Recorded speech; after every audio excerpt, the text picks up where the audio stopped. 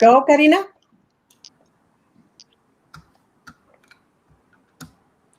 Welcome. We want to welcome you and thank you for joining us. I'm Bel Hernandez. I'm the CEO of Latin Heat Media, LLC.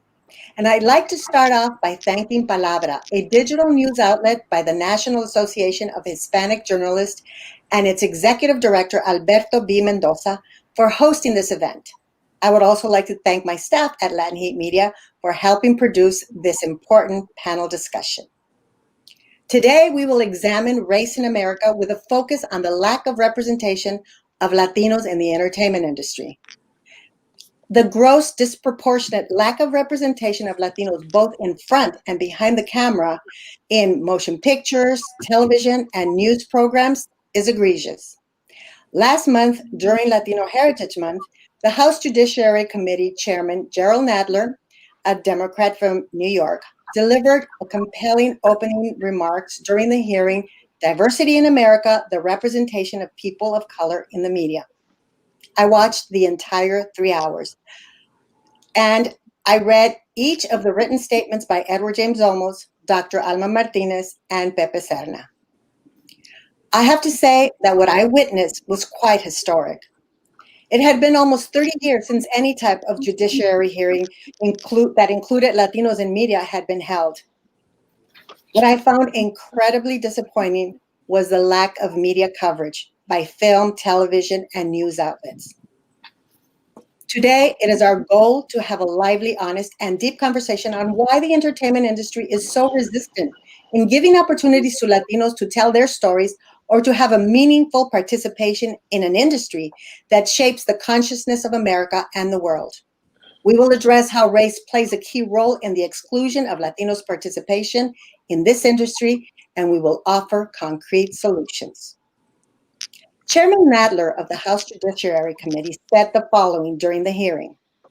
In recent months, our country has engaged in a much-needed reflection on the role that race and ethnicity play in our society. This reckoning is echoing in the halls of Congress, in our streets, in the boardrooms, and in Congress. As with many industries across the country, it has also generated self-reflection in the entertainment industry. Chairman Nadler went on to state, I am fortunate to represent a district that touches nearly every aspect of the entertainment industry in some way. I have seen firsthand the many economic and cultural benefits that the performing arts deliver to the communities across the country. And I hope that today's discussion will help further our shared goal of fully representing the rich diversity of America and the American society, both on screen and behind the camera. Well, I could not agree more. I am so grateful to have the following speakers from the legal, literary, and entertainment industries with me today. The President and General Counsel of MALDEF, Thomas A. Saenz. MALDEF is the Mexican Legal Defense and Educational Fund known for its landmark cases in discriminatory employment practices and access to public resource equity. Actor, producer, director, and an Academy Award and Tony Award nominee, and a Golden Globe and an Emmy Award winner, Edward James Olmos. Actor and psychotherapist, Julie Carmen. Veteran actor, Pepe Serna. Film critic and president of the Los Angeles Film Critics Association, Carla Puig. Alberto B. Mendoza, president of the National Association of Hispanic Journalists and founder of Palabra. And as I mentioned, he is our co-host organization. We want to thank all of you who have decided to join us, who feel this is important as we do. And we will now begin our discussion. And my first question will be to Mr. Edward James Olmos. Mr. Olmos, why is it that Latinos in the entertainment industry experience disproportionate employment opportunities in both in front and behind the camera? Basically, first, thank you so much for Latin Heat for doing this, and for Alberto for backing it and making it happen, and for all the people that are watching. But it comes down to a couple of basic fundamentals. One, it's the stories that we're telling. They're not ours. They're usually brought into us, and we're invited to participate. But it's very hard for us to produce our own things, and especially since most recently, the independent movement is almost non-existent. So what we have is a difficulty in getting ourselves into position of getting our work done. So we're not going to be in front or behind the camera because none of our work is being looked at. Some of us that have been lucky, Pepe, myself, and Julie, and those of us that have been in front of the camera for a long period of time, find it very wonderful that we've been able to sustain, but at the same time, it's been very, very difficult to do our own stories. So one and foremost is that the stories are not being told about our culture. And that's what was great about what happened to the African American experience. Their culture is being really looked at and accepted, and the stories are coming out. Denzel Washington, Morgan Freeman, all of these great artists are telling their stories, and it's fantastic. Black Panther was a huge hit. Now, we don't have anything that even resembles that. The closest thing we have to it has been La Bamba, maybe, has been Stand and Deliver, has been Selena, things that have periodically come up and become part of the mainstream. But it's been a hard. They didn't make 5, movies about our singers after La Bamba or Selena. We're lucky that we got those 2 out.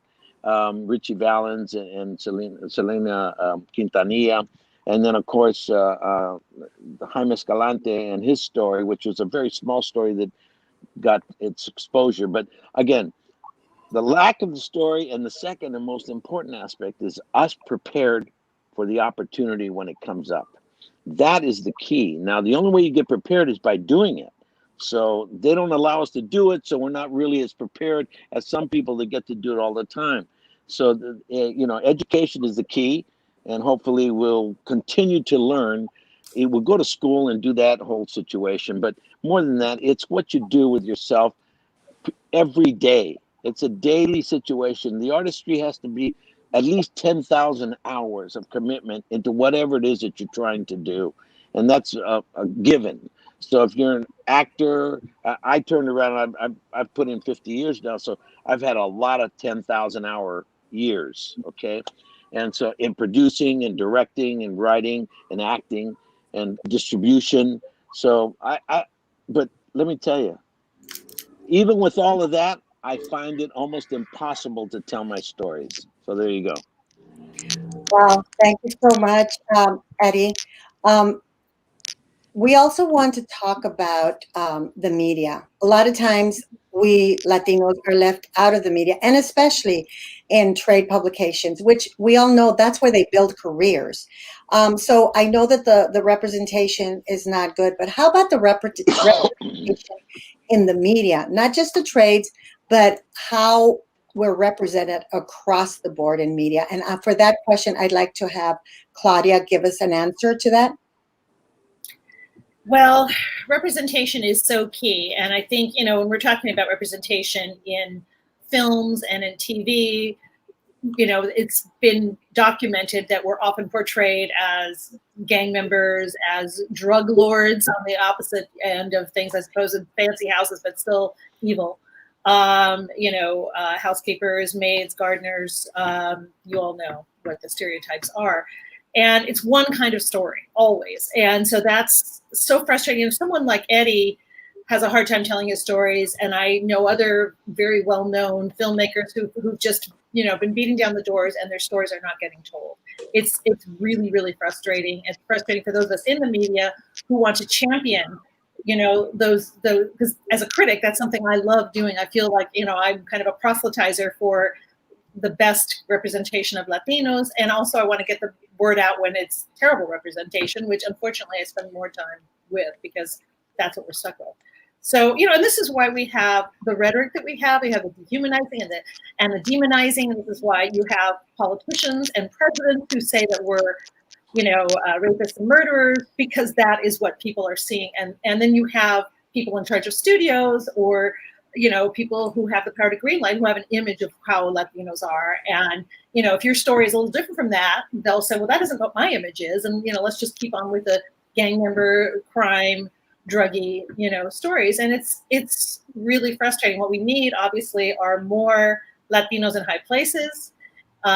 corporate places, and heads of studios, people who have the power to green light, and we need more storytellers, and we just can't stop. And I know it's really frustrating, but I think we just have to just keep beating down those doors. And that's why we need people who want to be executives as much as we need people who want to tell the stories. And we need people who want to be journalists.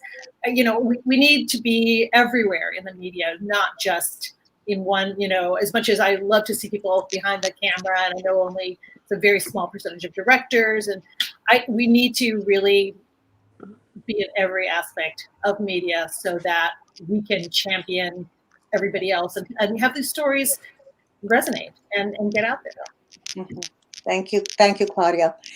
Julie Carmen, I'd like to ask you a question. Well, you have a very impressive career. You've an actress. You've done high-profile roles in major films like David Cassavetes' Gloria, but you also have done a lot of fabulous and wonderful and memorable Latino roles. But the question for you is, do you feel that for the most part, the roles for Latinas are far and few in between for the most part, and especially the leading roles? Yes, I do. I'm going to say something in aside that we are getting messages that we're not live. We are live, and for some reason we got disconnected from Facebook, so we're live on YouTube. And if we can send an answer to them, Brenda, on Facebook, and let them know to come to YouTube, because for some reason we got disconnected from Facebook. So yes, we're trying to fix that right now. Okay. All right. Well, yeah, definitely there are not enough roles, but I prepared a little statement, and I was going to start with that. I want to say a few words about voices because, and I'm inspired by the words of the Chilean singer-songwriter of the 1960s, Violeta Parra. To quote her directly, me dio dos luceros que cuando los hago perfecto distingo lo negro del blanco. Me ha dado el sonido y el abecedario. Con él más las palabras que pienso y declare. Gracias a la vida que me ha dado tanto. Me ha dado la marcha de mis pies cansados. You gave me orbs that when I open them, I can distinguish perfectly between black and white, the truth. You gave me sound and the alphabet I use to think and declare. Thank you, life. You've given me so much, given my tired feet march. Well, it inspired me because I was thinking, what are we doing with our voices? Are we listening critically to the messaging about Latinos in Hollywood? Are we seeing that our men are being depicted as rapists and murderers in every show that I see? Are we seeing that our women are being depicted as victims or masterminds of evil, as Claudia just said? Are we connecting the dots? Connecting the dots with public policy? Connecting the dots with public perceptions. You hear the numbers, the statistics, the lack of parity, but a bigger problem is the quality. Who's controlling the narrative about how Latinos and Latinas are represented in media? Lead roles usually have more empathy. They inspire empathy. But can you list how many Latino protagonists you've seen in films? There are wonderful articles that have come out recently by Carlos Aguilar, Ana Maria de la Fuente, and Radio with Claudia Puig and others, and a plethora of great movies from south of the border. But with so many Latinos living inside the United States and so much stacked against us, why are our stories not being told? Why are our stories not being told by us? I distinguish you as Latinos because, in the words of Alfonso Cuarón, who won many, many Oscars for Roma, when Remezcla asked Cuarón his thoughts on the lack of representation for US-born Latinos who don't have the same access to government funds like their counterparts in Latin America, he said, well, this is an interesting question because there's so much talk about diversity. I mean, some progress has been made, but definitely the Hispanic Americans, and specifically Chicanos, Dominican American, Puerto Ricans who, hello, they are American, and Colombian Americans, Peruvian Americans, Cuban Americans, and absolutely Latinx, Afro-Latinx community are really, really badly represented, if represented at all. Well, Cuarón said, it's amazing, it's huge percentage of the population. But inside the United States, Latinos, I know, are nurses and teachers and professors, lawyers, homeowners, shop owners, essential workers, who all have stories and dignified stories and dramatic stories, but those characters have been erased. So who are our allies? I encourage every ally to cast more Latinos.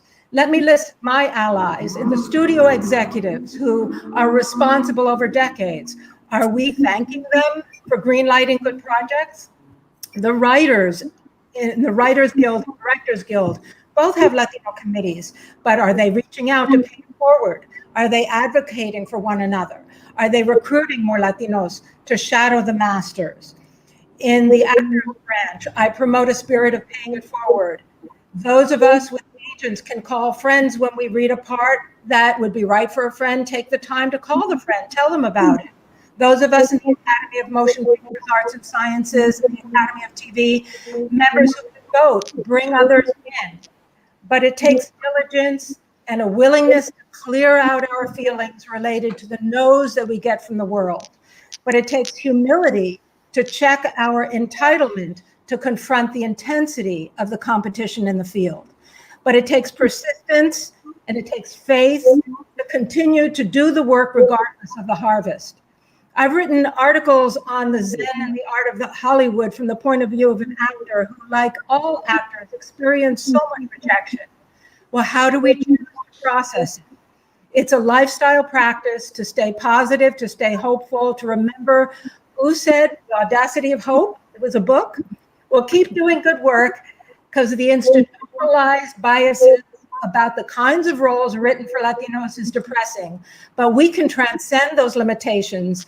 You can brush yourself off and get back in the ring. And those are my thoughts about it. Thank you, Julie. Thank you so much. That is quite a lot, and it's very powerful. So now let's go to Mr. Mendoza.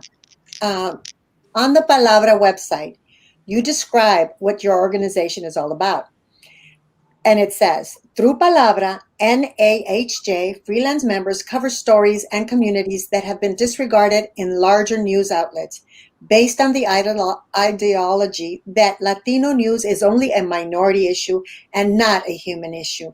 Can you explain that to us? Can you explain what you mean with that statement? Sure. Again, thank you, Bill, for having me. And just to clarify, I'm the executive director of the National Association of Hispanic Journalists. We have a board president, and that's a different role. But, you know, basically everything that everyone's talking about here already about telling our stories is exactly what's also been happening in media. Journalists that have worked long years in their career are the ones that end up getting pushed out. And young journalists that start with that hope to be able to tell stories about their communities end up also getting pushed out, or they're disenchanted and just don't want to continue. So Palabra is us taking the opportunity to reclaim our narrative, for us to tell stories about our community by Latinos. And in this case, by our freelance members that are usually, sadly, on the way out of the industry. So this is an attempt to keep them in the industry longer, to reclaim our narrative so we can tell stories that are important to us, not have, I hate to say it like this, but a white newsroom director who determines what news is going to get out. And usually if it's about Latino issues, it's not necessarily at the forefront. And for us, with us being able to tell our stories with our culture and our language and our heritage front and center, we're telling stories that are not out there. And Palabra started, let's see, we did a soft launch at the end of November last year with the intent of going quarterly. As soon as the pandemic hit, so we did have a soft launch in November, we did another issue, Latinos in Politics, in January, and by late February, we started publishing weekly stories, again, because people are coming to us about where are the stories on Latinos and COVID, where the Latino impact. And so now you can actually see these stories that are being produced about the Latino community, about our people, about our communities.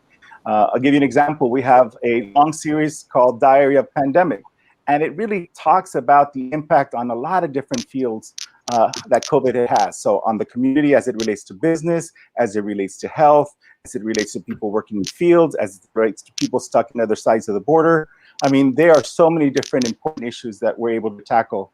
And the last thing I'll say about it is by telling our own stories, just in the last 6-7 months, we have had 5 journalists that have been hired full-time or taken on other projects because their work was featured in Palabra. I'm sure that's not the only reason. I mean, they're talented journalists. But I think here they have an opportunity to not strip away that cultural identity that usually happens in mainstream media. And by being true to that storytelling, they were able to really shine, really stand above others. And so as people are looking to partner with us in Palabra, as journalists are wanting to be a part of it, and we keep getting pitches on the storytelling, we just see that this is an opportunity for growth. Sorry, one thing I will also say is that right now, it's not necessarily breaking news that we cover, the stories about our communities, but we are going to be launching the different verticals that allow us to add other opportunities, such as film, lifestyle, sports, the jobs that our journalists are not getting because they're not getting the experience or the opportunity to have. We are going to create those opportunities for them and ourselves. We are tired of waiting to be given a seat at the table. So Palabra is our attempt to say, forget it, we're going to create our own table, and let's just start taking charge of our own narrative, because if we wait, we're just going to keep waiting forever.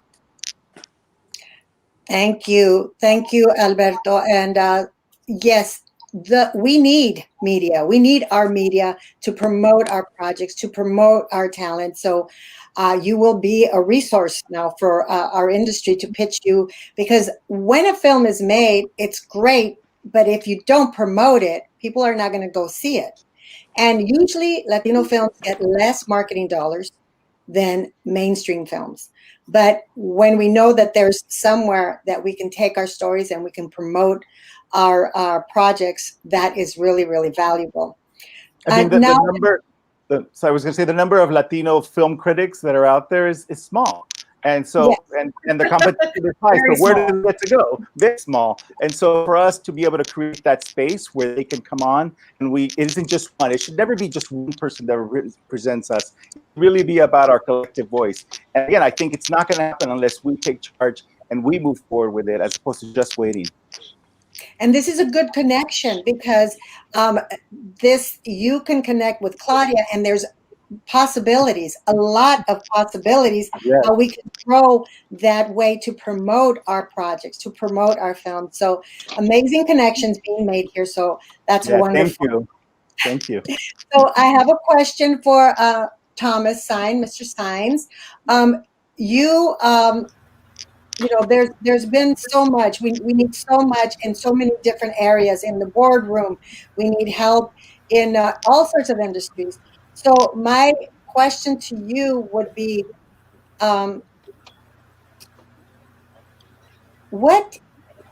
because we need more definition of who we are, because we're such a big market, because not all Latinos are alike, but yet we all Latinos see negative stereotypes. So what is wrong, or is it wrong, to draw a direct connection between what is portrayed on screen and the racial divide that is reflected in society? I don't think it's wrong at all, Bella. Absolutely, there's a connection. As you know, so many of us are heavily influenced in our views by what we see in the entertainment media.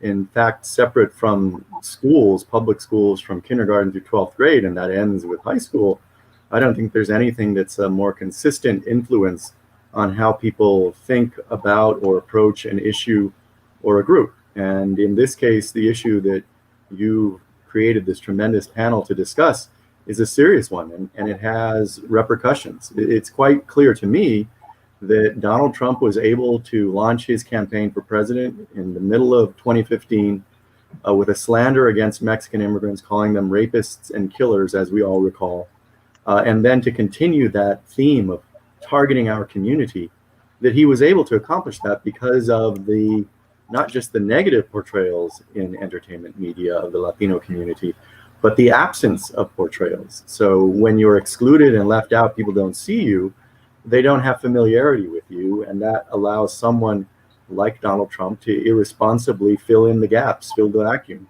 And he filled it with demonization almost daily in this administration of the Latino community, of the immigrant community.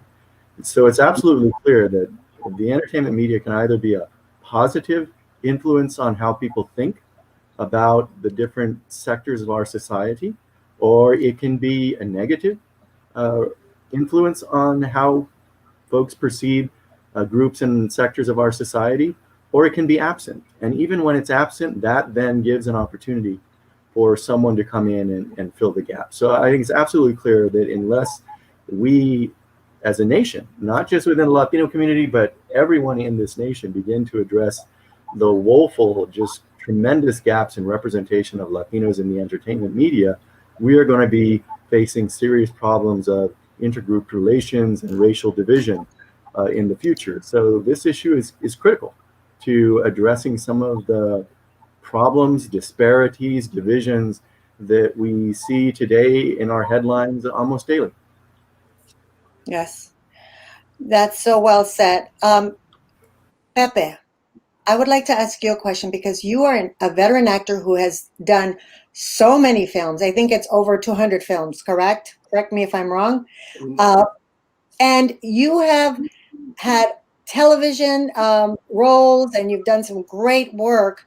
And it took how many years for you to get a leading role in Reno Man? Why do you think that was? And how did that expand you as an artist by having a leading role? And yet you were denied all of that for a lot of years before you got that role. How old were you when you got that role? Let me see. I was 103, I think. No, actually, I think I was 60 or something like that. 65. But, but I played a trick on Hollywood. I played a trick on everybody, is that I starred in every movie that I ever did. Because Eddie and I have been best friends for 43 years, and it was always, hey, we'll play the doorknob or the doorstop or the lead. It doesn't matter.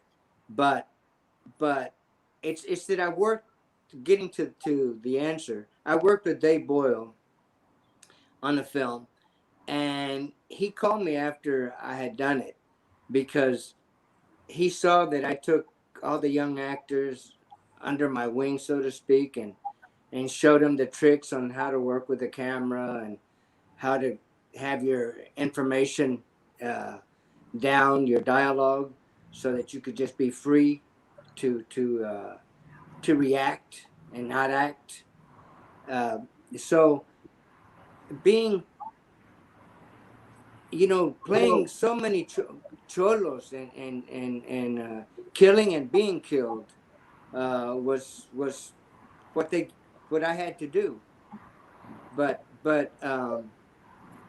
see, our voices, getting to our voices in Hollywood, is not about us in Hollywood. It's about you, the audience. We're just relaying your voices, and ironically, the audience, you, the audience, are the only ones that can do anything about us creating more stories in Hollywood, because these are your stories, and you out there are the ones that have to do it. I mean, we're like warriors out here. I've worked with, after so many years, with so many incredible Latino actors, because we're Latino actors, but we don't see ourselves that way. We're Americans. We're Americans, and there's more Australians and Englishmen working than there will ever be any Latinos or people of color that is, now that the African Americans have done what they've done to make sure that the First Weekenders Club. And I was thinking earlier when we were talking, and right now the situation with Get Out the Vote, and take a neighbor to the voting booth to make sure that we get our voices heard. Well, I thought, what, it's interesting, but now we should take a neighbor to the movies and support these movies that we do. And that's the biggest problem that we have, is that we're the biggest audience in the country. The Latinos go to movies and eat more popcorn, spend more money there and going to the movies than anybody else. And there's what, 23% of us or 20% of us, and we're 4% of the working. And you know, just as a go away, we the guys, we had it, we've really had it tough. But the women, forget it. They have had it so much worse. They really have just been portrayed in the worst ways, and as you know, maids and prostitutes, probably 80% of the time. And here we are, here all of us, because of our mothers, and that we can't realize that and say, you know, we need to raise the women up, get them to produce, write, and direct, because they will certainly give their little boys a job. Well, I am certainly with you on that for sure. We need more women in all areas, and especially in directing roles. And, you know, unfortunately, studies that have reviewed diversity in the media highlight the challenges that we face. In 2019, people of color accounted for only 27% of actors in lead roles in nearly 150 major films, while this number has almost tripled from 10.5% in 2011. Representing a significant improvement on the part of the industry, it does not match the 40% that minorities represent in the US population overall, which should be seen as a floor and not a ceiling. So, Mr. Olmos, I would like to, from you, know that what those numbers are. We know that those numbers are grossly disproportionate for the Latino community, but please give us your personal perspective on why. Well, it's basic, the stories. If we were doing stories that needed Latino and minority people, actors, we would see a large amount of change in this industry. But this is a business, and this business is really conducive and has been conducive to the Caucasian storytelling. And then the African American experience has come in the last maybe 20, 25 years and started to move progressively into it. And they've developed their own, Oprah, Tyler Perry. These people, have created, like the music business, they've created their own business of filmmaking. And we don't have that yet. We have a couple of places where we've seen involvement of our abilities to create the thing that we need the most, which is a venue to be able to tell our stories.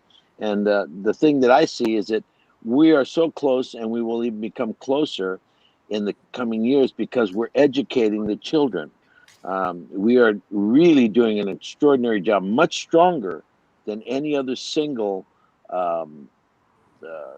culture in the United States of America. We are definitely doing some work that is with children that has never been seen before. And through the Youth Cinema Project, we have thousands of children that are learning how to create and use the language of film. They're making movies, and we're producing more than 150 movies a year by fourth graders, fifth graders, all the way from grammar school, junior high, high school, all the way into college. But this is the difference. In I'd say about 15 years, they won't be able to touch us because our storytellers will be much more educated. Our storytellers will be in front as well as behind the camera. They'll know how to use all aspects of the industry. They'll know how to do everything from pre-production, production, and post-production, the whole 9 yards. We teach every single year thousands of children how to use all of the situation of how to make a film, from writing to storyboarding to casting, locations, makeup, camera, directing, producing, then going on to edit and working on the editing and doing the music and doing every single aspect is being taught to them in the fourth grade, starting in the fourth grade, moving forward. The self-esteem, the self-respect, and the self-worth that is happening right now to these children is overwhelming. Stanford University's Escape program that assesses all of the elements of all different situations that they need to assess on this planet. The doctoral program came in to watch us, and for a year they assessed our program, and they came up with some of the most extraordinary understandings of what we're doing, stuff that we hadn't even known that what we were really getting into, and it personified the fact that what we have created is something that belongs in every single fourth grade across the United States of America, whether they be Latino, whatever culture. The kids need it because it helps them become great learners. Forget about being great filmmakers. They just become great learners. Our children that go into these programs, and when they're inside of our program, they become better at math. They become better at science. They become better at history. They become better at every aspect of education in their brain because they get a tremendous sense of self-worth. So to me, the future is cold turkey. They don't want us in this industry because they can't make the kind of money that they can make if they use a Caucasian person, woman or male, to tell the story, because it fluctuates itself much stronger in the world market. Now that's what we're dealing with. We're dealing with how do you make a business. Now, I know for a fact that La Bamba, I thought, Jennifer Lopez does a brilliant job in Selena, one of the greatest performances that we've had by a young woman starting off her career in that way. And, Gina Rodriguez, all of these wonderful women and men, myself and Pepe, Jimmy Smith, Sandy Garcia, and the list goes on. Julie Carmen, the brilliant artist. And, Alma Martinez. So I've worked with her for the last 40 years. Now, for me, we are there, but we don't have that channel of being able to tell our stories and get them out there, okay, and produce them, and then make them viable so that they're seen in Sweden, so they're seen in Germany, so they're seen in Japan, so they're seen in Latin America even. We have a hard time getting our product around the world. So I can honestly tell you it's changing very quickly, but it comes through education. It's the key to the advancement of every single individual on this planet. The more you can educate your mind, evolve, the stronger you become of understanding yourself and how to become the best that you can be. Not better than anybody else, but just the best that you can be. That 10,000 hour thing. So, yeah, we're disproportionate, and we're not going to catch up. We're going to have to create our own industry. And I hope that I'm around to watch it and see it come alive, because it's been such a long time we've been inside of it trying to make it happen. But I'll just put it to you this way. I've been trying to make a movie about a Medal of Honor winner, Latino Medal of Honor winner, male or female, for over 35 years, and I have yet to be able to make it. And guess what? They have never made one story using a Latino actor doing a Latino Medal of Honor winner story in the history of this country. And in the industry. So all I can tell you is that it's coming. I might not be able to make it, but one of my kids that I've been educating for the last, since 1998 is when we started the program with LALIF, the Los Angeles Latino International Film Festival. Now the Latino Youth Cinema Project is unbelievable. And I got to tell you, it'll make you cry when you see these kids and the movies that they make. Yes, thank you so much, Eddie. Edward, Mr. Olmos. I've known him for a while, but you are Mr. Olmos. You are an icon in our community, and you deserve all the respect. But you are doing what we should be doing, is we are training, educating our youth to take over, because the time will come when we are going to be making those projects. But one of the missing elements too is funding. Hollywood doesn't want to fund our films, and if they do, they want to take a hero and make it a white person playing that, like Guy Gabaldon.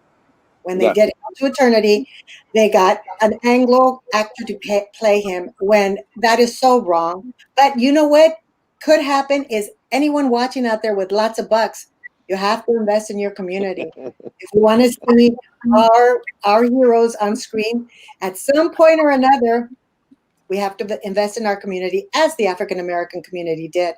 But let's go on to a question. This is the kind of story that we could feature in Palabra, doing the kind of storytelling that is happening, that Mr. Olmos is doing.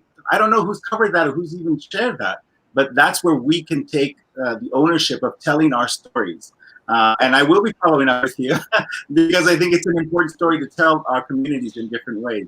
I think it inspires hope, and that's ultimately what we need. We need to have hope, be able to keep working towards what we want to achieve.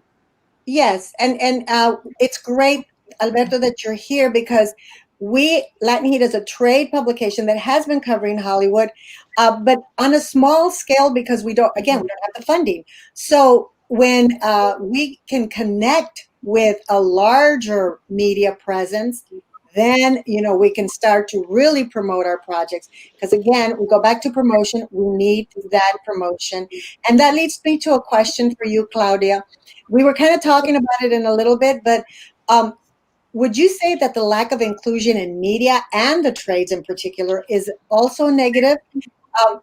That if you do get that coverage in the trades, that can make or break your career, and we don't have that angle yet of really having that big of a voice in the trade publication. So what can we do to get the press to be more inclusive of Latinos, or shall we just focus on doing our own? Well, I think both. I think it's a double-pronged thing, and absolutely, you're right. One of the problems, and this is everywhere. It's not even just the trade publications. The LA Times is having a reckoning right now.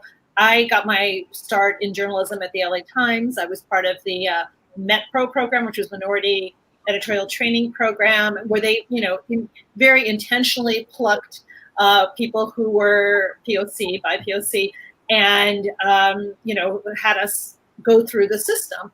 But that was, 34 years ago, and things are still bad at the LA Times. And that's a major newspaper in LA where Latinos are 49% of the population. So things haven't gotten better in 34 years, which is really depressing in terms of journalism. Doesn't mean that there aren't plenty of wonderful journalists of color out there, particularly Latino journalists, but they haven't made it into the ranks of, the top ranks at Variety or Hollywood Reporter or the trades there or LA Times.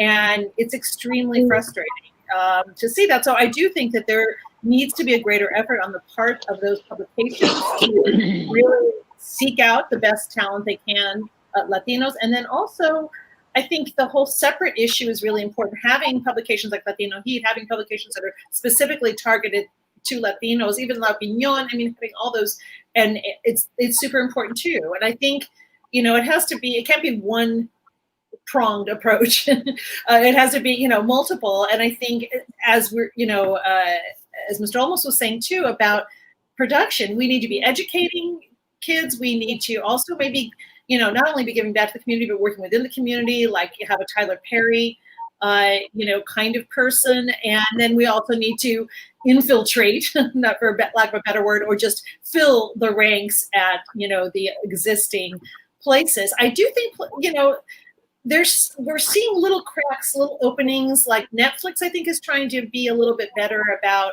representing, Latinos as all different groups and having their product reach out. So I think there's some hope there. But, you look at like the success of films like Coco.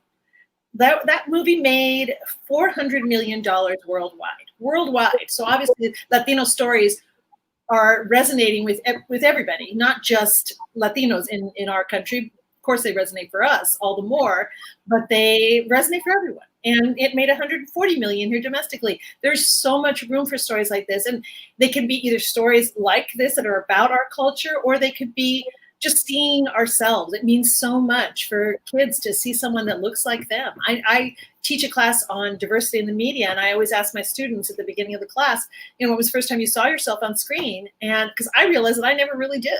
It wasn't until maybe I saw America Ferrera and Real Women Have Curves, but I was older than her, and it wasn't exactly the same deal at all. But you need to have kids not only seeing themselves, but also seeing people who look like them as doctors and lawyers and nurses and presidents and all kinds of things. Because as I think it was Thomas who said this, next to the educational system, what we see on our either a TV screen or any screen is what makes the biggest imprint on all of us. So anyway, going back to your original question, I think we need to really focus. And I think there's some awareness on the part of, media, not enough, but there is some awareness. Okay, thank you. Thank you so much. I have a question now for Tom, Mr. Saenz. There have been some precedents set already in regards to lawsuits based on racism. For instance, Byron Allen, who was suing Comcast, and it went all the way to the Supreme Court, and luckily they settled before it actually got there. But I'd like for you to give us a legal perspective on what entertainment studios and theatrical companies, meaning, theaters and studios and networks, should be doing to make their employment practices more inclusive. And can you also walk us through a scenario or circumstances whereby a class action lawsuit could be filed on behalf of Latinos against the entertainment industry? Belle, as you know, I've been a civil rights lawyer for over 25 years. And I view this issue that we're discussing as a critical one for the Latino community. But I do have to say, this is not as important as I believe civil rights litigation is, as important as I believe employment discrimination litigation is. I want everyone to understand that this problem is not likely to be solved in court. And that is for two main reasons. Yes, you're right. Byron Allen, who was, of course, trying to be in charge of production, his own productions, was able to pursue a discrimination suit. And that is absolutely available. You cannot discriminate in employment or in business contracting on the basis of race. So if someone is discriminating against someone because they are Latino or Latina, that is absolutely forbidden and it should be pursued in court. The problem, however, for employment discrimination, which has been very successful, as you mentioned, in many other settings in the entertainment industry, twofold. First, when it comes to who's in front of the camera, who's being depicted, oftentimes the employer changes. So the structure, the corporate structure of entertainment is such that it's not even the studios, it's not even the networks that are employing people. They are contracting with a production company, often a production company that changes with each feature. And that production company is then the employer. So the first thing to note is that the corporate structure of entertainment has been set up in such a way that it's hard to say, hey, CBS or NBC or ABC or Paramount or Disney, you have a pattern of employment discrimination, because they're not the employer of the actors and actresses who are working in front of the camera. That's someone else. So it's not set up specifically to avoid employment discrimination lawsuits, but it does also have an impact on the ease of doing that. But the more important reason is the First Amendment. And that means that when you put something on screen, you put something online, you're expressing yourself. You're expressing your views in terms of who you put on the screen and who you don't. And those views are protected by the First Amendment. Now, it's true that no company is going to go out and say publicly or in court, we have a choice and we choose to use our First Amendment right to exclude Latinos, right? Nobody wants to say that. They're going to suffer from it. But the First Amendment, which protects all of us in so many regards and has been used successfully to defend the rights of Latinos in so many regards, also is a protection that is provided to those who produce the entertainment media. And so the difficulty of pursuing employment discrimination cases, particularly for those who are in front of the camera, it's a little easier when you're talking about who's doing production, who's doing the back office work, even potentially who's doing the writing and the directing, though those have implications for First Amendment as well. But particularly when you're talking about who's in front of the camera being depicted, there are First Amendment protections. That does not mean that this is not a problem that we need to solve.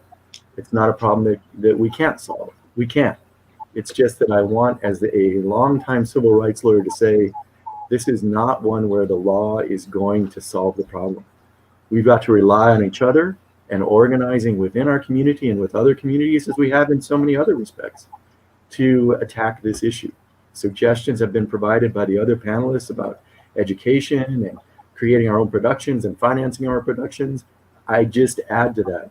We need to be organized as consumers of entertainment media. We need to be organized as influencers of how society perceives what is being put in front of them. And it's only through that organizing and through that collective action that we can have a major impact. And I believe we will have a major impact when we engage in that collective action. Thank you so much, Mr. Saenz. I have a question for everyone, because we do want to get to all your questions, and we want to make sure that we discuss those questions. But one last question for each of you, really quick, if you can answer this question for us. Do you believe that the entertainment industry is do you believe that the entertainment industry is focused on fixing the problem? And we'll start with Pepe Serna, and we'll go down the line. No, I don't think they are. And just a little self-serving statement is that I have my documentary that I'm 76 now, and I've been performing since I was 3. So it's 73 years in the making. So it will be out, and it will be a story. It's my story, right? But really, it's a story about all of us. But is Hollywood going to do anything for us? They're not. They don't care. Okay, thank you. Okay, now Claudia Puig, will you please answer that question? Do you think Hollywood is doing enough to really create diversity for Latinos? I'm going to have to echo what Pepe just said. No, I don't think. I think it's all about the bottom line. It's all about making money. So if if they see more movies like that are diverse, like the Cocos of the world, maybe it'll get through to them. But no, I don't think they're not attempting to be mindful. It's just about money. So until they can get it through their heads that it's making money, it's not going to happen. And I don't know why it hasn't happened, because obviously Latino stories do make money. But no. Okay. Mr. Saenz, what would your answer be to that question? Do you believe that the entertainment industry is focused on fixing the problem? No, because they won't even define the problem correctly. Here's the issue. You used some statistics about 27% of people of color being depicted in roles, and we are 40% people of color in the population. But that 13-point gap is almost entirely made up of Latino underrepresentation, which is to say, when I meet with entertainment companies and we talk about the need to address this issue, they inevitably talk about diversity. And they tell their casting directors, they tell their producers, they tell their directors, we need you to work on diversity. But that's not the problem. The problem is Latino underrepresentation. And if you don't articulate the problem, people don't address the problem. So if you say diversity, the people who hear it, they're going to interpret that as meaning whatever it means to them. And for too many of them, that has meant some progress, significant progress, though not enough, but significant progress in representation of African Americans, significant progress in representation of Asian Americans, but they don't think about diversity when you put it in that term as meaning the incredible underrepresentation of the Latino community. We are now 19% of the population. That means if 40% of the population is people of color, that Latinos alone are almost half of all non-white people living in the United States. We don't get anywhere near that in depiction in film, in depiction in television, in depiction online. And that huge gap between population percentage and representation, the hugest gap is for the Latino community. And if the leaders of the entertainment industry don't articulate the issue that way, our issue that needs to be addressed is Latino underrepresentation. If they simply put it in terms of we need more diversity, we're never going to solve this problem. Let me ask you a follow-up question to that. Mr. Saenz, how then do we hold them accountable? How do we hold Hollywood accountable for the inclusion of Latinos in the industry? We call them out. We call them out, and we use our consumer power. We use our influencer power to make sure they understand. It's wonderful that you want to address diversity, but if you don't define the issue accurately, you're not going to get your folks to fix the issue. People will fix issues if their bosses tell them to fix the issue. But when your boss can't define the issue accurately, and we've got to demand that they address the issue accurately. And that is underrepresentation in particular of Latinos who we have now been for 17 years the largest minority group in this country, for 17 years. And we still face the largest representation gap, the gap between our proportion of the population and our representation in entertainment media. We've got to make them understand the issue, articulate the issue, and address the issue. Mm-hmm. Okay. And we overrepresent at the movies. We actually go to the movies in droves. If we were to take Latinos as a group, our gross domestic product is like the 8th largest or something. So we have a lot of clout. If we were able to somehow, aggregate that and speak with our pocketbooks, I think that would make a powerful statement. Yes, and here's a Latino GDP. It's a 2.6 trillion. Okay, so that is like if we were a country, we would be about the 8th or was it 7th largest economy. So that says a lot. That says a lot. But let's go on and let's get Mr. Mendoza to answer the question, and then Julie, and then we'll come to your questions. That I know there's a lot of great questions out there, and keep them coming. So we'll get to as many as possible. So, Mr. Mendoza, do you feel that the entertainment industry is focused on fixing the problem? That would be no. I agree with everybody. I mean, the reality is that we get shoved into the diversity and inclusion work. And guess what happens when economies are impacted, like for dealing with COVID? Those are the first initiatives that get cut.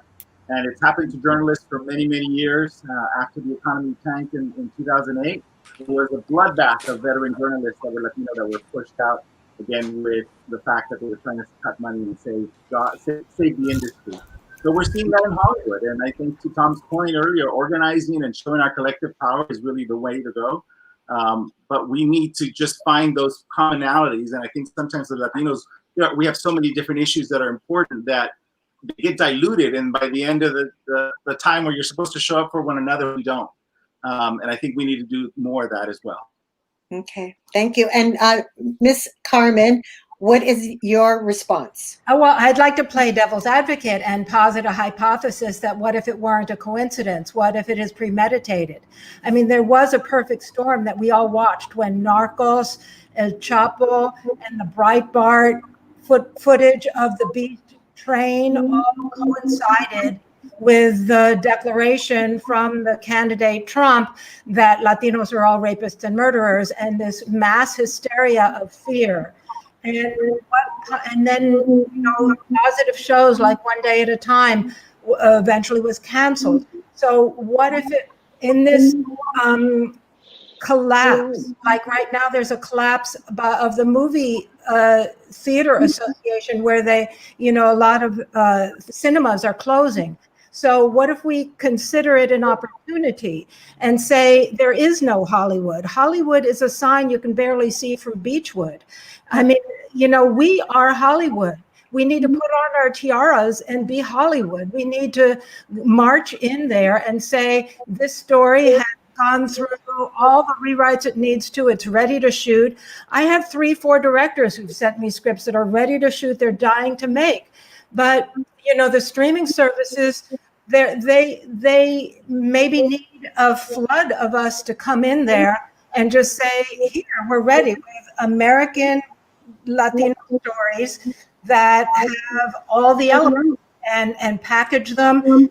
And then they can't really lip service to us and just have a bunch of panels or a bunch of Latino committees and a lot of talk about it. But, if we say we are a force, we have an audience, we have the GDP DP behind us. We have the First Weekend Club. We're organized. And we have these scripts and these directors who've proven themselves.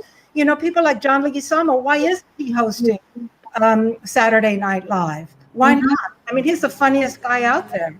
So I do believe I'm like an incurable optimist. So I'm one of those things, you knock them down and I just bounce back up.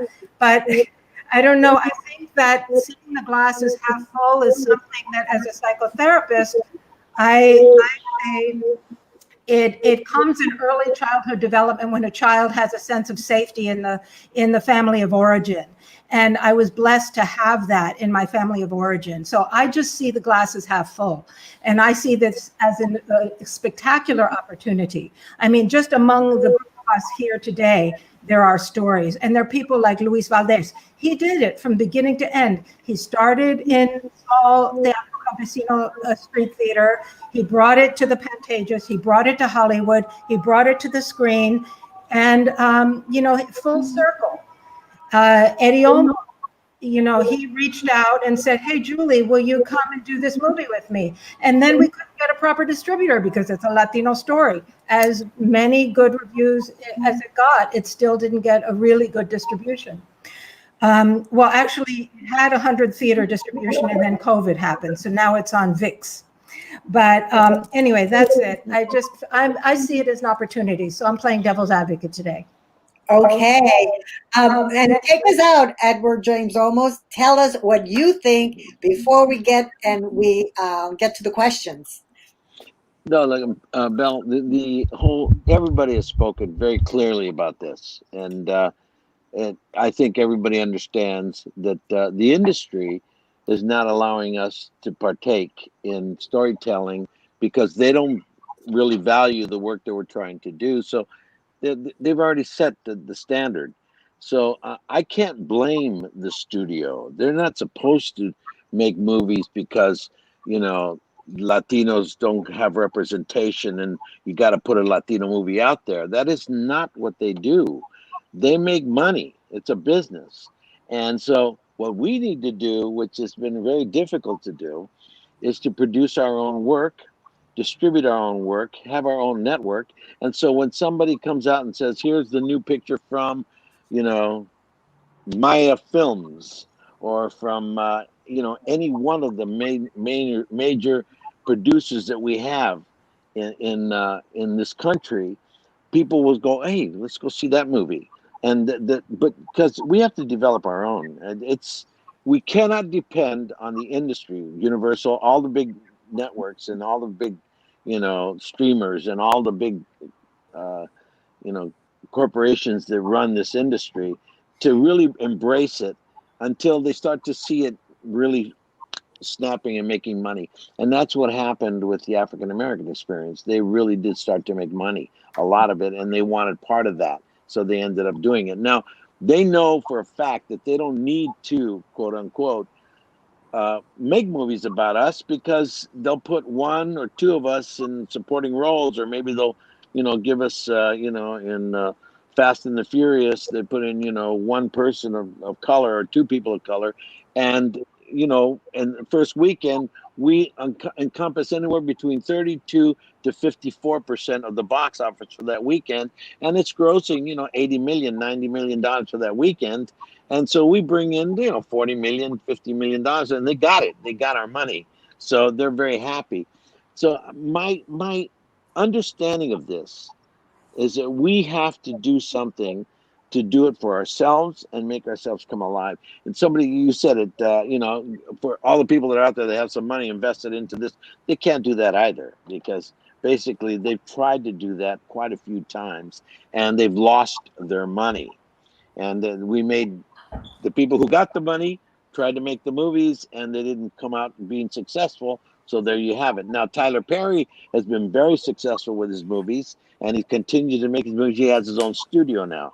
You know, I have been successful, but I have not been able to cross into making one of my films that I own, other than maybe Stand and Deliver, but that was distributed by Warner Brothers.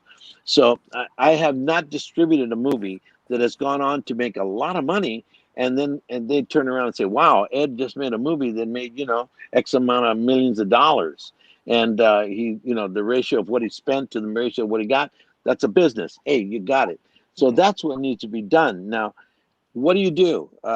Basically, I say that we educate all of the kids that are coming up so that they can use this medium better than the Spielbergs, better than the Coppolas, better than the, Scorsese's. They're so much more trained than they were because they didn't go to school in fourth grade and 10 years old, 9 years old, 10 years old to use this medium and get trained in it. Now, this is what really is the difference. And we're there. We are so close, man. We have about 7 years now into this chain. And I got to tell you right now, within the next 10 years, you're going to see some films coming out, a Latino and not only Latino, because we are just not educating Latino children. We're educating children in public schools. And in there, the majority, of course, happen to be in California. That's where we're teaching right now. They want us in Arizona. They want us in Texas. They want us in Georgia. They want us in Florida. They want us in New York. They also want us in Panama. They took it to Panama already, the country. And because of the pandemic, it got stuck. And so as of right now, we're very close and being able to say to the world, okay, thank you so much for allowing us to learn how to play in this ballpark. But now guess what? We're going to own the ballpark. We're going to own it because we're going to start making our own films and getting our own situation set up so that we can know how to distribute, how to market, how to publicize, a promotion, how to act, how to direct, how to use the cameras, how to use all, how to do location scouting, how to do all of that. But as children moving forward. And I'm going to tell you right now, it's really become very exciting. And all you have to do is go online. You go to YouTube and put Youth Cinema Project and watch all the movies that are being made by young little children. It's amazing. And you're going to turn around and say, wow, that's really interesting. Because we don't tell them what to do in this. It's like going to AFI. We use the same conceptual understanding. I'm on the board of AFI. When I brought AFI to see our work that we were doing with these children, they were stunned. They started to cry because they realized, hey, you're doing the same thing that we do. And I said to them, yes, we are, but they're 10 years old, they're in the fourth grade, and you're getting them from graduate school. So we're teaching them what you're teaching in graduate school. We're teaching the kids in the fourth grade.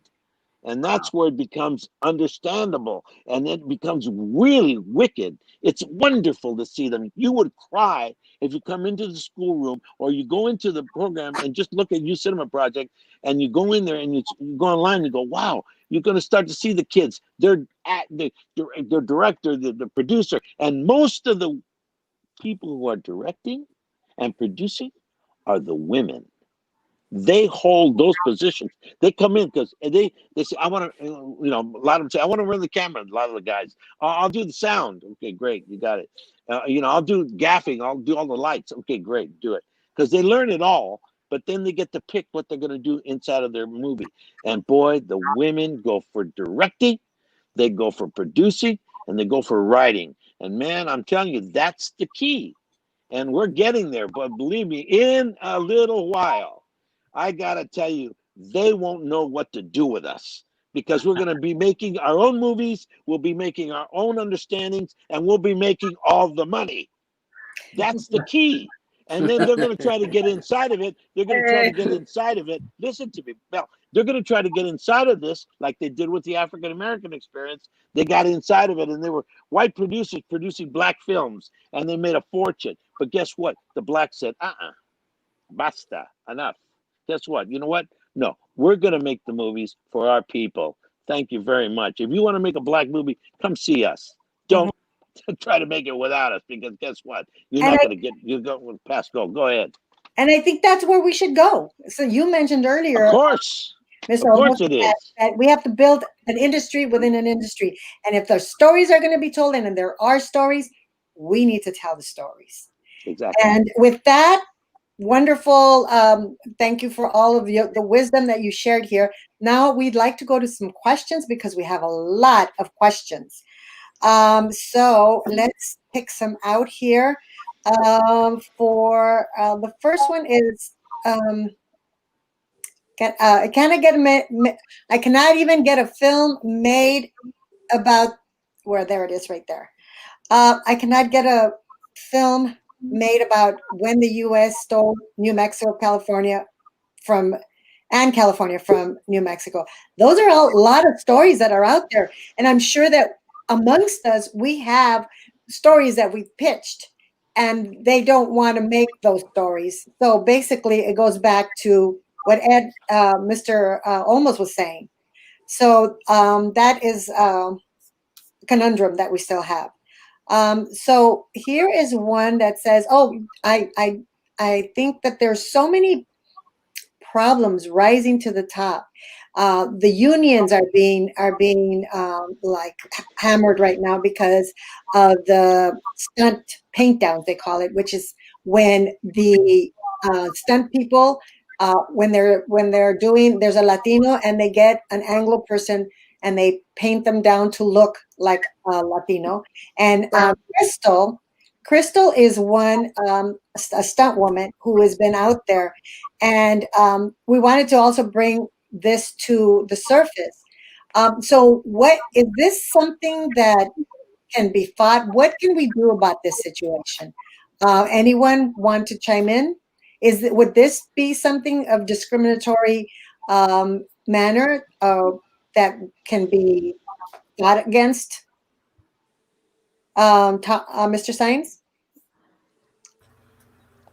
Well, Bella, as I said, anytime you are discriminating on the basis of race, particularly if you put it in writing in an agreement, of course, that's something that's actionable. I mean, we know that there are casting notices that have used race and continue to use race inappropriately. We've certainly seen it. Yes, that is actionable, and it's bringing this kind of activity to the surface. It means that we can potentially do something about it. But if these practices don't change, we're going to be stuck. I just want to comment on the previous notation that we have a rich history. We do have a rich history of stories to be told. And those aren't the period pieces that get told. The period pieces that get told are always set in Europe in the 18th century, in the 19th century. I almost view period pieces, as popular as they are, as a way of leaving us out, right? They always, in these period pieces, decide to identify the one African-American, well, African, if it's in Europe, right, who was a part of the story and putting them in. And that's a tribute to the power of the African-American community to demand that kind of depiction. But these period pieces, I sometimes think, are produced in order to ensure we're not part of the story. And there's an excuse for not having the largest minority group in the country represented in a particular film or a particular program. And I think that this question depicts that we have a rich history. There are period pieces from our community that would be powerful if they were put on screen. Thank you. I have a question now for Mr. Olmos, and here it is. Basically, it's about the advertisers. So it is the advertisers who buy the airtime that dictates what shows the networks keep on the air. Why haven't we gone after the large advertisers? Wendy's, Pepsi, McDonald's, Nike? Well, basically, they're inside the pockets of the industry. So the industry has the venue to get it out there. We don't have ourselves a venue to get it out there the way they do. Now, they're streaming now. You can develop a streaming line for that. I would like to first, though, Julie has been trying to say something, and I want her to continue and say what she wanted to say. Julie, her mic's turned off. Let her speak, because she's been raising her hand trying to say something, and then I'll come back to Yasmin Campbell's question. Go ahead, Julie. You were saying. Oh, your mic is off. No, you guys have control of it. They don't. No. Is it on now? Yes. Okay. Well, I just wanted to follow up when Frank Gallegos had a question. Frank is an attorney from New Mexico, and I'm happy he logged on. He has a manuscript that's like 400 pages, incredibly well researched. I think that Thomas should read it and Eddie should read it. Frank is an attorney. He has another story about his wife, who's a family medicine doctor, was horribly hurt in the Salvadoran War, and I submitted that story to Nancy de los Santos, who wrote a script that is ready to go. So, you know, Frank has some great stories. I think he should connect with Eddie and Thomas, and then we'll see if next year we get that movie made. One of them. Thank you. Thank you for bringing me into that picture. That's the only way. The only way I get work. It's a mini series. It's the only way I get work is people say, "Hey, man, come and help us." I go, "Okay, I will." But you know, I will finish now with the question that was being asked by Yasmin, and say to everyone, you know, we can try to go after Nike, McDonald's, Pepsi, Geico, Verizon, etc. All of these different sponsors, as soon as we have an ability to get it out there. So distribution becomes the key ingredient to all of it. If you can't distribute something and get the money back into the, into the banks, that's where the difficulty comes in. And the key ingredient is this is a business. And so I wish there was like a sociological or psychological, business, but where you're really dealing with the humanity and you're trying to make something that really you're trying to make money. And so the key ingredient, and there's always been that. So yes, we can go to them once we have our stream, once we can guarantee them that we have a way of getting the eyes and the money to come in, then we will be able to turn to them to sponsors and say, hey, sponsor this one, because guess what? We're going to make more money than Disney and, Paramount or whatever. And then, but the only way they'll believe you is if you do it. You got to be able to really distribute and make the money. And the key is I've made billions of dollars for this industry. Okay. I've made a lot of money for this industry. Battlestar Galactica made a fortune. Okay. Miami Vice made a fortune. Okay. Stand and Deliver did extremely well for $1 million movie. It made Warner Brothers more money than they invested into it, and the ratio of money spent to the ratio they got back was unbelievable. I've been able to sustain myself because I've been able to make the industry money, and that's why I continue to work. And so basically, if our industry is going to happen, it's going to be because of really the best stories done by the best writers, acted by the best actors, directed by the best directors, produced by the best producers, and those are all people of color. And then we'll get to the point of being able to handle all the responsibilities, and we will then make a few of us very wealthy. And that's the issue. Now, the persons that become very wealthy out of the exploitation have to have the decency and integrity to be able to share the wealth. That has never happened in this industry, okay? And that's one of the difficulties. And so those of us that do get to that level of becoming the producers and own the studio and become like the big studios and become able to really monetize the cultural dynamics of this country and the planet, please understand that you have to invest in us, the people, and give it back to the people so they can educate themselves and move forward. That's the key. Okay, so I wanted to talk about, we're ending it. We have like less than 15 minutes. But we have these discussions, and I don't want this discussion just to be a discussion about what the problems is, but how can we give, or are there ways that you can give some, and this goes to David Damien's question, is how do we successfully organize, whether it's with ourselves, in our families, whether it's through groups, whether it's through the industry, whether it's through the guilds, how do we successfully address this problem so that they actually listen, not just nod their heads and say, yeah, we like diversity and inclusion, and then not do it? So we'll start with Ms. Puig. Can you tell us, can you give us an insight into that? Yes, I mean, I think there are several things we can do. Obviously the goal is to greenlight more projects with Latinos in them, with Latinos on the crew, as directors, as the storytellers. So, you know, you can approach the talent agencies and say, you know, recruit more talent, go out to, you know, go to small plays, go to the film festival, go to all these places where you could actually find some talent. And the same goes for casting directors.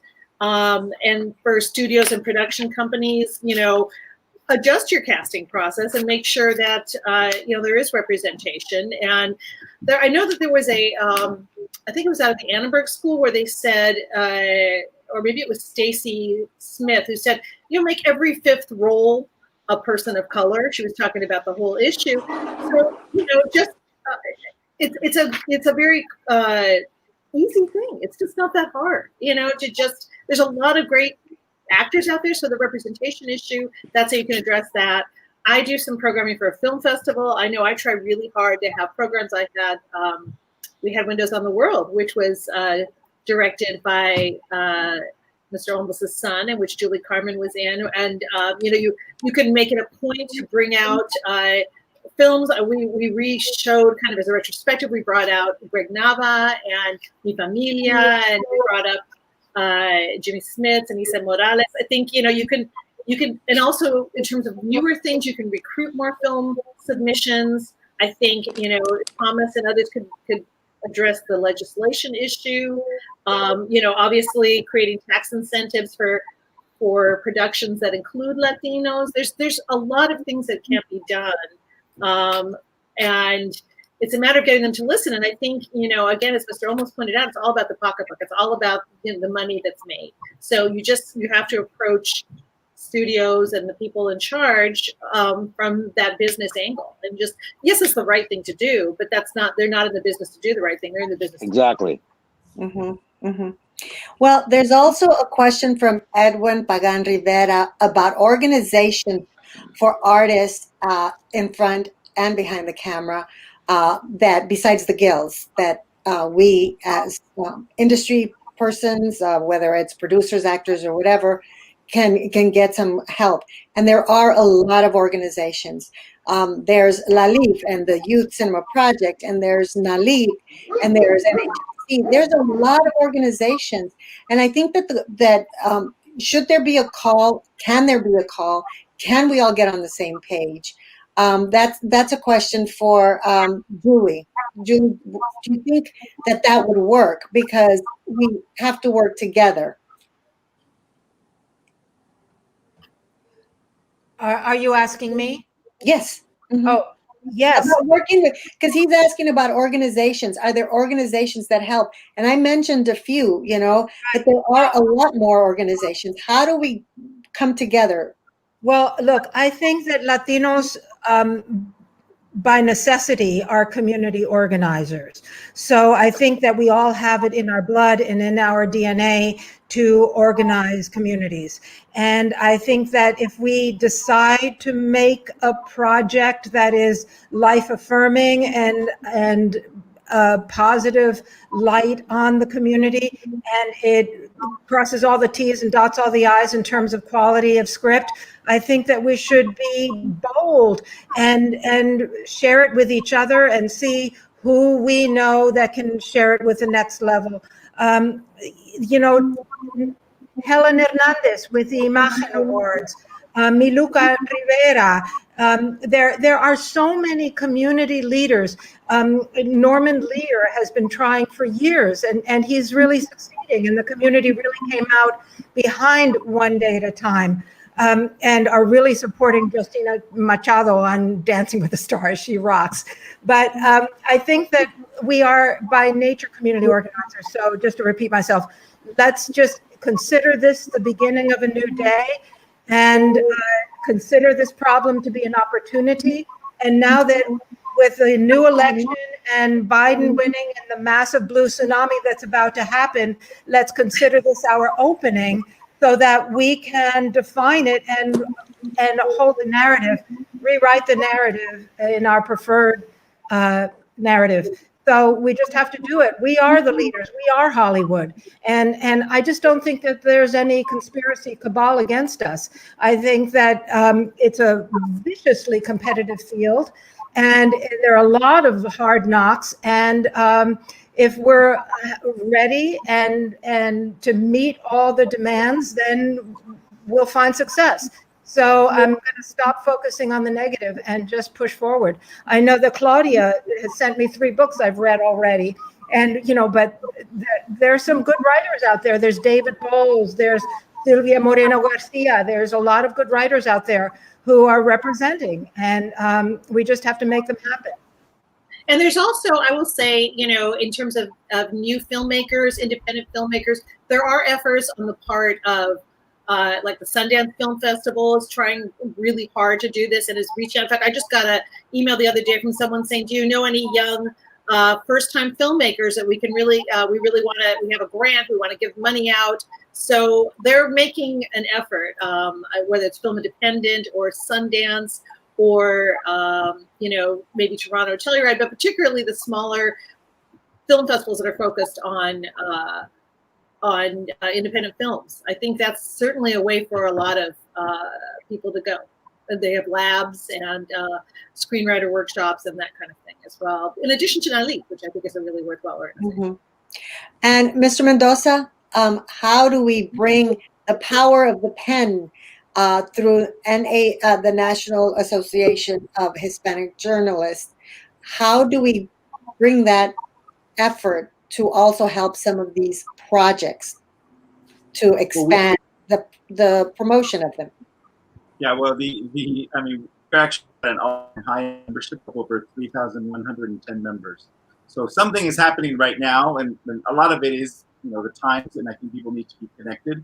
But also our focus has become more on professional development and giving members the tools that they need to survive and succeed in any storytelling. So not just about the immigration story, but what are the tools and things you need to tell any story. So for us, it continues to push forward. I think, again, we created our own table through Palabra. So I would say follow Palabra NHJ. And that's going to give us the ability to continue to rise. And the last point I'll say is that Palabra actually is being mostly supported by foundations, which I think is very interesting. So we didn't have to wait until advertising revenue let us continue. We got the base foundation support from foundations. And there are some foundations out there, like the Ford Foundation, that are supporting some really great projects, especially around documentaries and film. So we can look at different ways of getting our projects funded. And I can tell you that as long as we don't stop, and to Julie's point, I do try to focus on the things that we can do, not the things that we can't. It makes a big difference when you can move forward and be proactive. We have to still keep pushing for diversity, but I don't think we also need to wait until they give us a seat at the table. The conversation that's going on in the chat and the comments is really interesting because I think people are connecting here through the chat. They're talking about different projects and other people are answering. So I think that these kinds of conversations are also good. And I think that one of the things we need to do is keep speaking up. And that's why we did this, because there was no coverage when they did the hearings, when they did the judiciary hearings. And really, I felt like we were ignored. And I think that we need to keep doing this and connecting people. And we have like 2 minutes, and we'd like for just one positive thing that is going on. And then if you have any suggestions like Claudia Puig had about what we can do. So one positive thing, and then one suggestion of what we can do to keep furthering this conversation and keep working towards inclusion of Latinos in the entertainment industry. So Pepe, would you start us, please? See, I in my one-man show, I have a line. It says, in order to beat the gringo at bingo, you got to learn the lingo. And who are the gringos? Who are the gringos? We're all the gringos. And in order to beat the gringo at bingo, what is the bingo? The bingo is your story that you need to tell. And what is the lingo? How do you tell that story and make it, like Eddie said, you got to have the best writers, directors, producers, our people. Thank you. Thank you. Ms. Puig, can you give us something? I mean, you already did, but do you have anything else to add? Yeah, I mean, I think we all need to network, and you know, when someone like, say, Eddie has a project or Pepe has a project, you know, I know they do this already, just bring in more Latinos, make more of those connections, just like, you know, Eddie and Julie connected. I just think that we all need to help each other. You know, we're all in this together, and we all give each other a hand. And we've seen that in the Black community. You know, Black Panther was a good example of that. You have a Black director, he hires a Black cinematographer and a Black costume designer. We all need to, you know, really come together, and we're doing that here. So I do have hope. I have a lot of hope, and I'm by nature an optimist too. And I'm not sure if it's going to happen in my lifetime, but I do think it's going to happen in my kids' lifetime. So, Mr. Saenz? Well, I think what's positive is we are seeing and will see in a little over 2 weeks that once more Latinos are engaged and educated voters who will have an impact. And all we have to do is transfer that same great progress that we have seen into being educated consumers when it comes to things like entertainment media, making our views heard, requiring them to articulate the issue accurately. But I'm hopeful because I know there's a connection, as your first question to me, Belle, indicated, between what we're facing nationwide and this issue. And so I know that civil rights organizations are focused on this issue. I have the great honor of currently serving as chair of the National Hispanic Leadership Agenda, which is a coalition of over 40 of the most prominent national Latino organizations in the country. It includes some focused on these issues, like the National Hispanic Media Coalition, like the National Hispanic Foundation for the Arts, like NALIP, but it includes many others who are more focused on other issues. But we all recognize collectively, all of the groups involved, the importance of this issue. So I see our success in other arenas like voting translating into this arena and making a real impact. Thank you. And now, Julie. Well, I'll use this minute to promote. I directed my third short, and it's premiering next week. We're right now at the Glendale International Film Festival. It's in the dramatic shorts category, and I'm doing a Q&A next Wednesday night from 5 to 6 with other directors of the dramatic short category. So Glendale International Film Festival. It's about incest, and you'll see. Let me go back to Alberto Mendoza. Tell us what positive thing and how can we come together? Well, thank you again for having me, and thank you all the panelists, and thank you, David Damien, for connecting us. I think that's the point, really, is that interconnection. And I commit to you guys that Palabra can be a vehicle to really tell our stories and tell these stories, so that working with Latin Heat, so we can really amplify those voices and amplify really where our stories are heard and seen. I am not about waiting anymore. I think we just can't wait. We have to push forward where we can and also put pressure where we can. And it is a multiple effect that we have to keep moving forward. So thank you, and follow Palabra NHJ. I think that's going to be a way to keep the word going out, and allows us to just be able to seek more support to hire more journalists. Yes, and you said it. We can't wait anymore. We cannot stay silent, and we cannot wait any longer. We need to take action, whether it's coming together and connecting with people or doing your film or all the things that this panel has said. And now we'll close with Mr. Olmos. Please give us some wonderful words of wisdom and a positive thing, and we'll send us off all happy. Words of wisdom. Okay, Ionesco.